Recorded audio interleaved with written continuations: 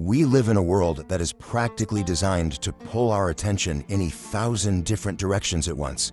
But what if the path to true focus isn't about fighting all that endless noise? What if it's about finding a simpler, quieter path within?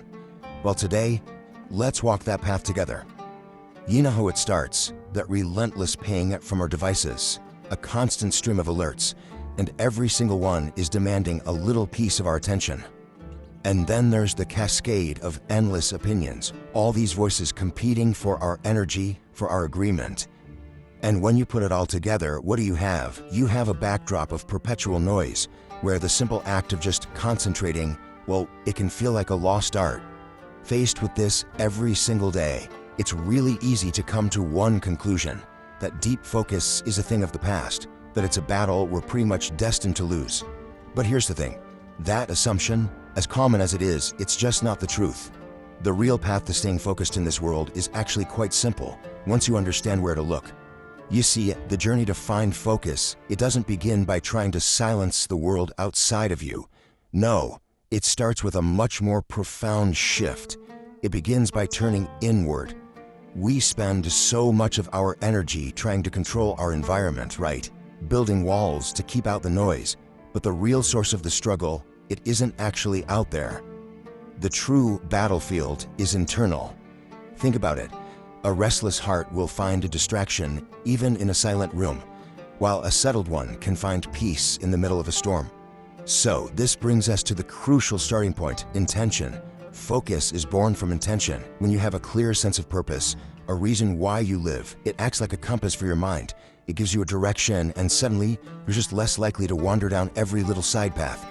Here's an easy way to picture it. Imagine a traveler without any destination. Every new road seems like a possibility, right? They're pulled in every direction.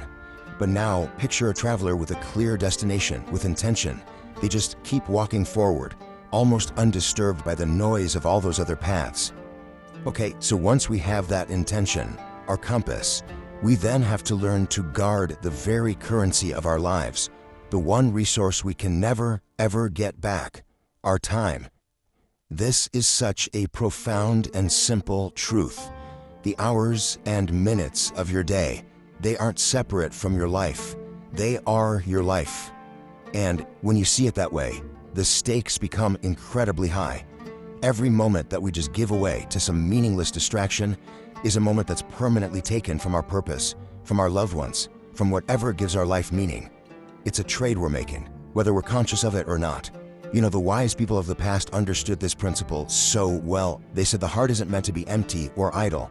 It thrives. It comes alive when it's engaged with something beneficial, something purposeful. Because when it's just busy with everything, it becomes full of noise and ultimately empty of meaning.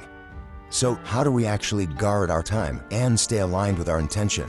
Well, it's not through some harsh, rigid system. It's through a gentle, constant practice of awareness. And this is the discipline. It's a simple, recurring question we can ask ourselves at any moment. Before you scroll, before you reply, before you consume, just take a brief pause and ask yourself, is this bringing me closer to what truly matters? And the answer gives you immediate clarity. If what you're about to do isn't moving you, even in some small way, towards what you've decided is meaningful, then, by definition, it's a distraction. There's no judgment here, it's just awareness. And this whole internal journey of finding intention, of guarding our time, of this quiet awareness, it all leads to a final, incredibly powerful state of being. And here we find the root cause of it all. Distractions. They're like weeds, and they take root most easily in soil that is unattended and empty. An unoccupied mind, a heart without a clear purpose, that is fertile ground for noise. So the work isn't really to fight the weeds, but to cultivate the garden. We fill the heart intentionally. We fill it with a clear purpose to guide us, with knowledge that enriches us, and with a constant active remembrance of what we hold to be truly meaningful. The external world, it's not going to change. The notifications are going to continue. The opinions will persist.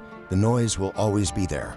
But a heart that is full, a mind that is directed, it's just not vulnerable to that noise anymore. It can exist right in the middle of all the chaos and remain centered, calm, and unshaken. And that right there is the ultimate promise of this journey. It's not just peace for its own sake. It's about effectiveness. A state of inner calm isn't passive. It's the foundation from which our greatest work, our deepest connections, and our most meaningful life can finally be built.